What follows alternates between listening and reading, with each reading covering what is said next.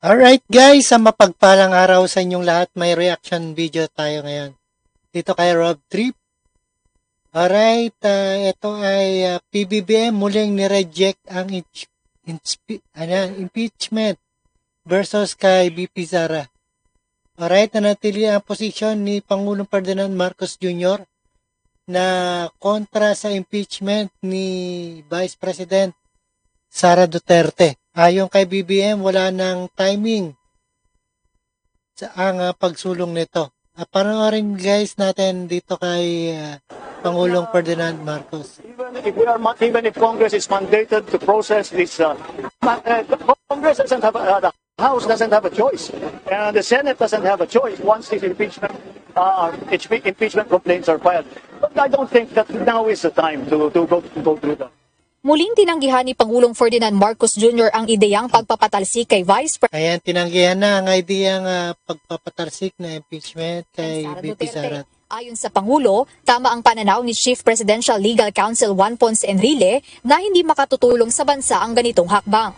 Sa social media post ni JPE, kinwestiyon nito kung kaya bang amyendahan ng isang religious organization ang konstitusyon o suspindihin ang mga probisyon nito sa pamamagitan ng dami ng kanilang miyembro o kung nakahanda ba ang gobyerno na isakripisyo ang rule of law para sa isang tao o grupo ng mga tao. Iginiit ni Enrile na legal na proseso ang impeachment batay sa konstitusyon at malaking pinsala ito kung susundin ang lohika sa ginawang rally ng isang religious group. Well, JPE is one of our best legal thinkers in the country, and he is right. There is a consequence to. There will be a precedence, and it will be very problematic.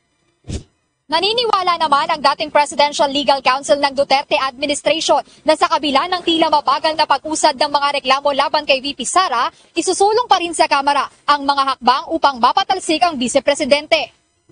Tuloy yan. Tuloy. Kaya lang yun. Medyo i-postpone muna natin. Ayan, tutuloy daw, pero postpone. At antabayan na natin yan. Postpone. Hindi mo sabi nila.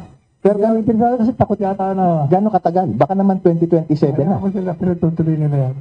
Unless there will be a change of present dispensation.